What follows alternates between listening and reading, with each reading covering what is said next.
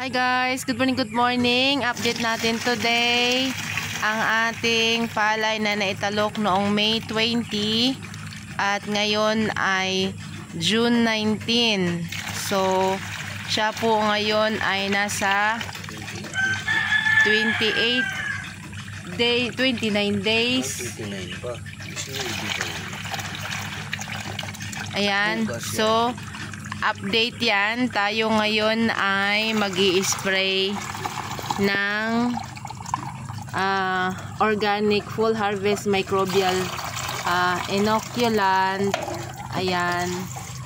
So ito yung guide ni Ricky Brown na after the land preparation meron tayong MI. So medyo late na tayo guys sa 28 days.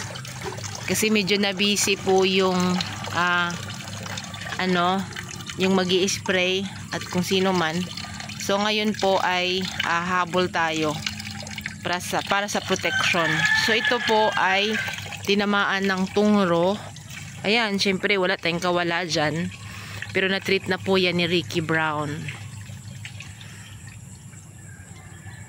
At ang treatment niya guys ay si organic full harvest pa din. Whatever problem ng inyong palayan, once nag-organic full harvest kayo, yun at yun din yung solusyon niya, no? So hindi na po natin talaga dapat tignan pa o silayan pa ang kahit na anong lason o chemicals, dahil dyan pa lang sa ating organic full harvest kaya na niyang solusyonan yan. So imagine ka, susupram sa kuhol, sa damo, sa atangya, sa borer, ayan, sa uod at sa tungro ay kayang-kaya ni harapin lahat ni organic full harvest. So sa mga portion na yun guys, ay mayroong mga konti-kunti nakikita tayo na dinamo, ayan, kasi nga dun sa tubig ay hindi naging consistent yung pagpatubig natin or else. Pero yan naman minimal lang, dyan lang yan sa bandang gitna.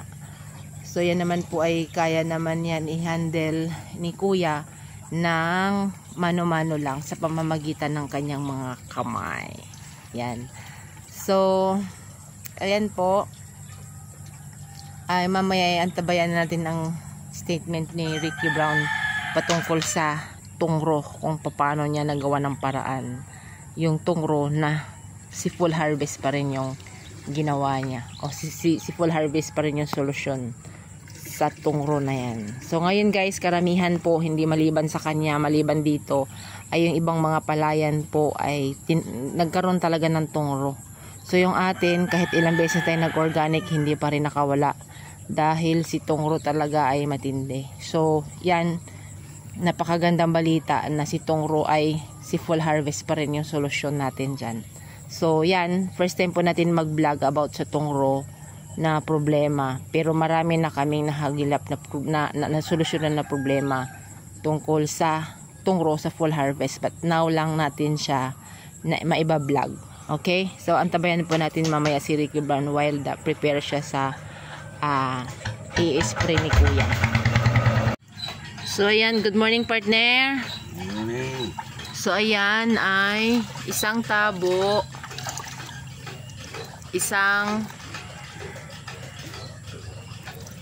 para sa isang knapsack sprayer. So ang ginagawa mo ay sasalain mo lahat dyan para isang pagsala na naman doon, clear talaga yan. Oo. Yan ang dapat gawin. Ililipat sa isang timba, salain muna lahat para pag simula na ng spray ay sandok na lang ng sandok, hindi na maaabala sa pagsasala.